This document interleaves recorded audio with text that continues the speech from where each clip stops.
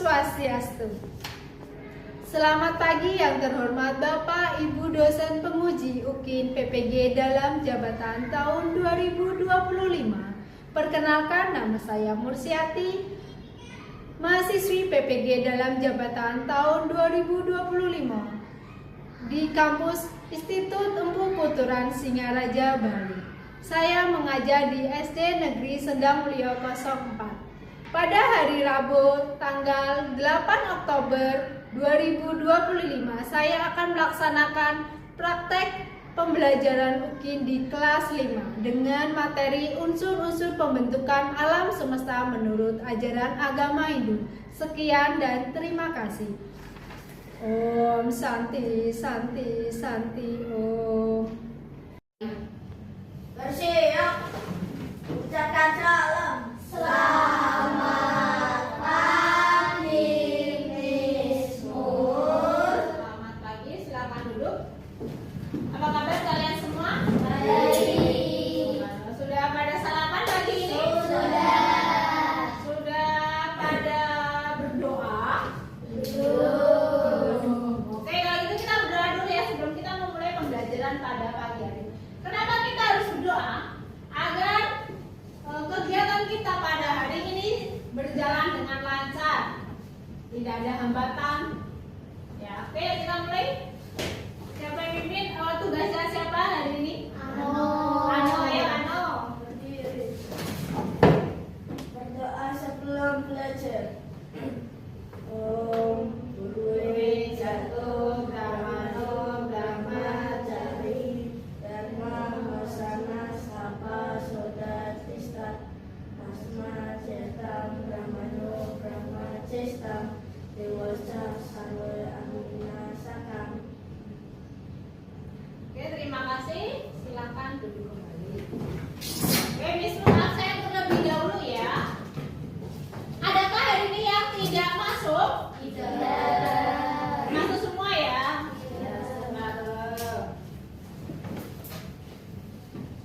Oke, sebelum kita memulai pembelajaran pada pagi hari ini agar semangat pagi-pagi, kita tepuk semangat. Siap? Siap. Kami tepuk semangat.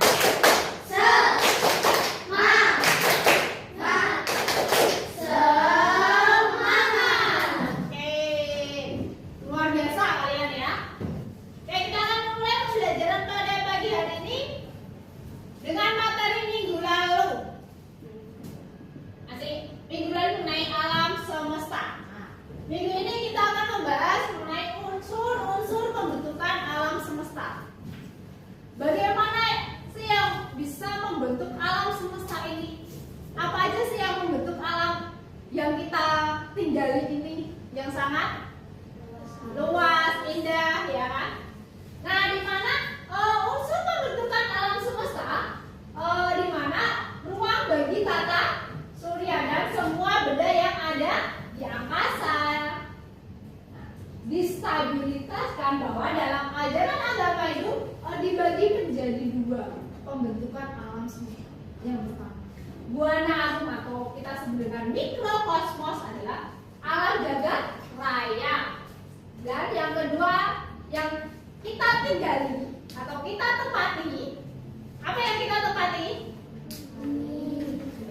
Buana bumi, buana alit. Nah, di mana tujuan pembelajaran kita saat ini kita akan memahami bagaimana konsep buana agung dan buana alit. Oke. Sebelum kita membahas ke materi, Miss ingin bertanya pada kalian. Ya, coba kalian amati gambar tersebut. Apa yang kalian lihat dari gambar tersebut?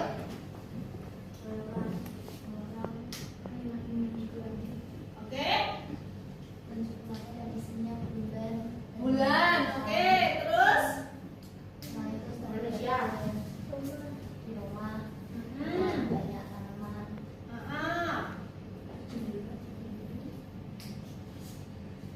Ada lagi? Rumah, tanaman, bulan, Manusia, awan, bintang,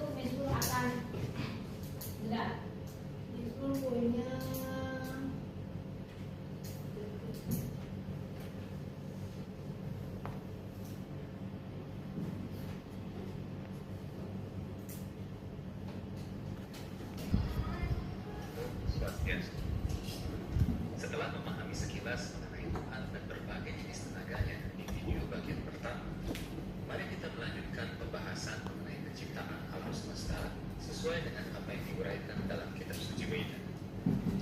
Singkatnya, alam semesta adalah wujud energi Tuhan yang disebut Maya Prakrti. Apa yang dinyatakan fisikawan Albert Einstein dalam dalil massa dan energi adalah sama-sama ilmu dasar dalam memahami hakikat alam semesta menurut Weda.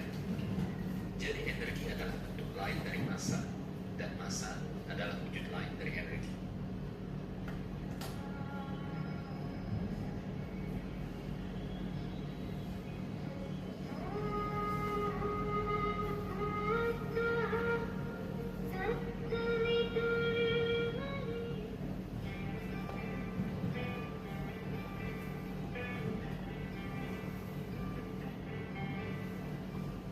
Ada 4 tahap penciptaan alam semesta.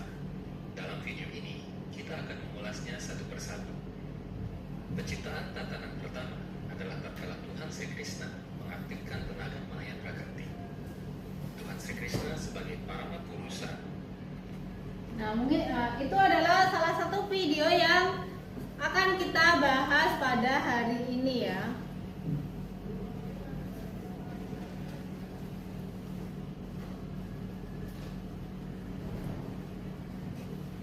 Buana Agung. Nah, jadi Buana Agung itu adalah telur Brahman. Alam jagat raya. Di mana Buana Agung kita bagi menjadi dalam kata lain dari Buana Agung adalah Brahmanda. Di mana Brahmanda adalah istilah lain untuk penyebutan Buana Agung yang berarti apa? Telur Brahman. Ada juga penyebutnya sebagai Maha Suci, di mana disebutnya sebagai telur alam semesta yang maha suci dan cemerlang. Biasanya di angkasa jagat raya seperti itu. Dan ada juga yang menyebut dengan Brahman. Nah, Brahman ada dari dalam telur itu sendiri seperti itu. Di mana menjadikan bahwa Brahman adalah pencipta cikal bakal alam semesta. Seperti hanya di dalam kitab Manawadharma Sastra mengatakan bahwa benih menjadi telur alam semesta yang maha suci cemerlang laksana jutaan sinar. Dari dalam telur itu ia jadikan menjadi Brahman. Ya, jadi penciptaan cikal bakal alam semesta tersebut. Jadi di mana alam semesta itu ada dari cikal bakalnya dari Brahman seperti itu, atau yang widiwasa Tuhan itu sendiri. Kita akan membahas tadi untuk Buana Agung. Ada pertanyaan mengenai Buana Agung? Tidak. Kita akan lanjut ke Buana Alit. Nah, di mana Buana Alit ini adalah alam yang kecil. Benar, alam yang lebih kecil dari Buana Agung. Jadi Buana Alit ini mencakup apa? Gunung, bukit, yang tempat kita tinggal, ya. Jadi Buana Alit ini adalah isi dari alam semesta tersebut. Dalam bahasa Sanskerta, Buana itu artinya apa? Alam. Sedangkan Alit adalah kecil. Jadi di mana isi dari alam itu yang ada di alam Buana Alit itu siapa saja, termasuk kita manusia. Terus siapa lagi? Binatang, tumbuhan, dan kita sebagai manusia. Terus bagaimana proses terbentuknya alam semesta itu? Nah, di mana yang widiwasa dianggap sebagai maha karya yang menciptakan alam jagat raya ini. Bukan manusia ya yang menciptakannya. Karena manusia hanya apa? Menikmati ciptaan dari yang widiwasa, yaitu Tuhan yang Maha Esa. Jadi di mana yang widiwasa juga menciptakan tidak hanya satu kali penciptaan saja, melainkan beliau berulang-ulang pula menciptakan alam jagat raya ini. Jadi tidak hanya menciptakan bumi saja, namun dia juga menciptakan beberapa planet lain. Selain bumi dan planet lain juga isi dari alam jagat raya ini. Tidak hanya kita. Apakah manusia diciptakan hanya sekali? Tidak. Tumbuhan pun juga sama, tidak hanya sekali. Namun kita diciptakan berulang-ulang seperti itu. Lanjut. Sampai sini ada pertanyaan? Tidak. Kalau tidak kita lanjut. Slide selanjutnya. Nah, di mana unsur pembentukan alam semesta itu?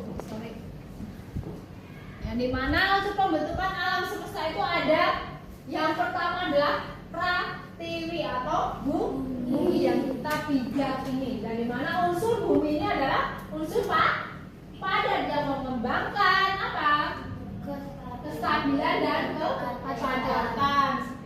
Yang kedua adalah apa? Atau air. Nah, saat kita di bumi ini, kita bisa nggak hidup tanpa air? Tidak.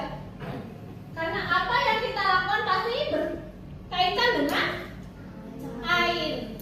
Jadi air ini sebagai unsur cair yang melambangkan sifat-sifat dari alam semesta ini dan mengalir sebagai menyeluruh.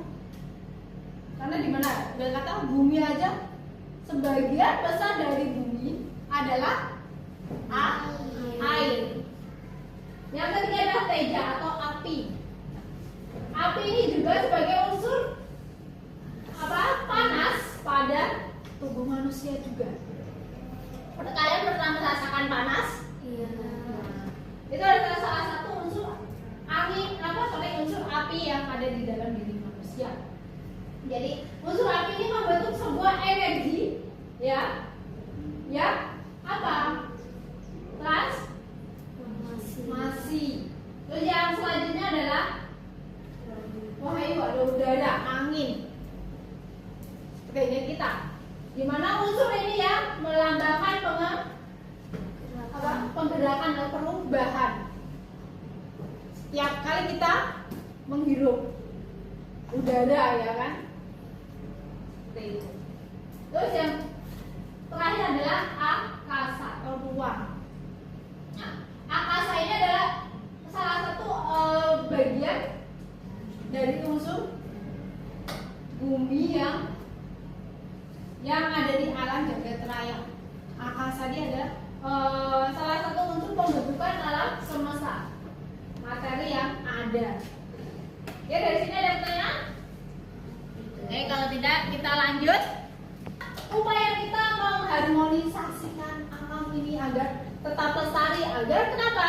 Agar tetap lestari, agar nanti anak kita juga menikmati, tidak hanya kita yang menikmati alam semesta ini.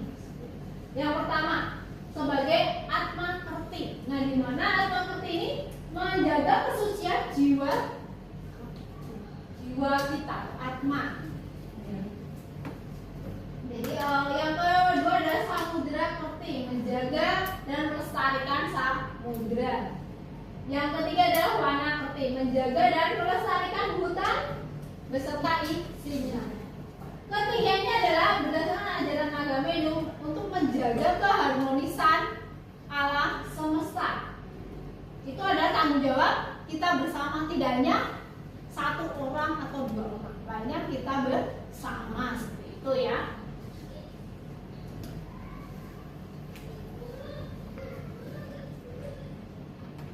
Seperti yang tadi kita melestarikan apa tadi?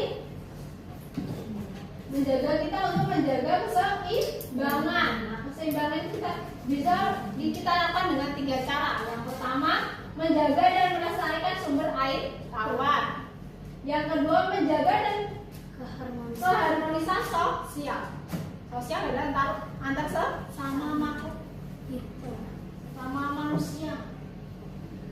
Yang ketiga, menjaga keharmonisan individu, jasmani, rohani. Itu pasti ya. Kalau kita tidak sehat, kita tidak bisa berangkat sekolah, tidak bisa jalan-jalan, gitu kan, seperti itu. Lanjut. Yang ketiga adalah samudra peti dan warna peti. Nah, yang samudra apa? Lautan, oke.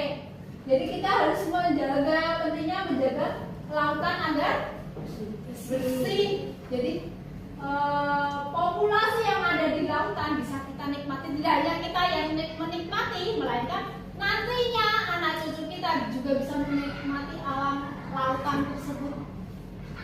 Ya kan? Tetap ada ekosistem yang berkembang, tidak hanya di kehidupan kita saja. Nanti anak cucu kita tidak bisa menikmati alam itu. Yang kedua adalah warna peti atau hutan. Nah, hutan pun juga gitu. Kalau kita membabas hutan sekarang, maka di kehidupan yang akan datang anak cucu kita pun tidak bisa menikmati. Banyaknya longsor. Nah, itu salah satu tidak kita tidak menjaga. Menebang pohon sembarangan, ya kan? Nah, itu salah satu yang harus kita hindari agar kita bagaimana cara kita menghindari agar tidak terjadinya tanah longsor. Pasti kita melakukan regenerasi, penanam kembali agar pohon-pohon di sekitar kita tidak hilang seperti itu, ya.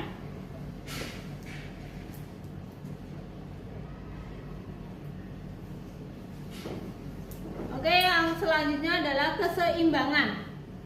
Nah, bagaimana kita menjaga keseimbangan antara tadi buana agung dan buana agung?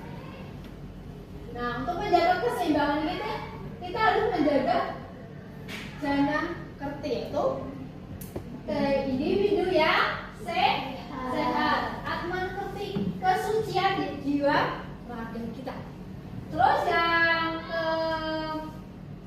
ketiga adalah jaga kerti, yaitu masyarakat yang harmonis. Jadi kita hidup berdampingan dengan masyarakat. Berkata di daerah kita tidak hanya satu agama kan yang tinggal, ada agama lain.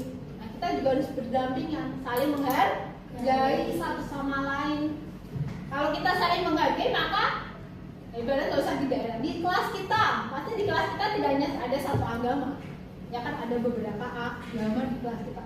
Kalau kita bisa menjaga keharmonisan itu, maka kelas kita akan terasa nyaman. Apalagi selain nyaman, bersih, damai, ya kan, seperti itu.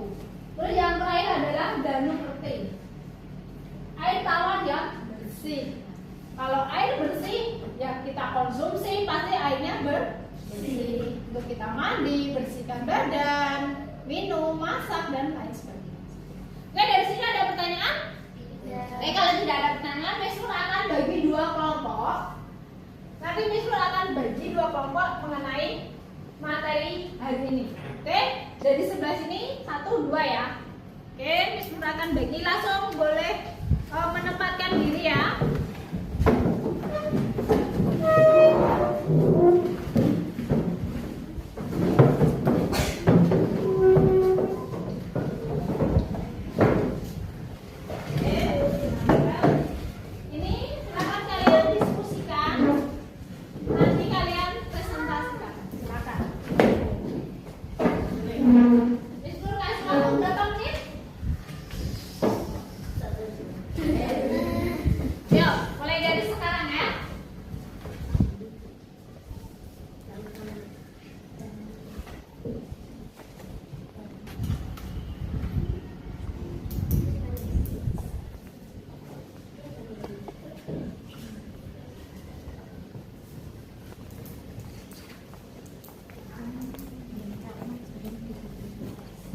Ya,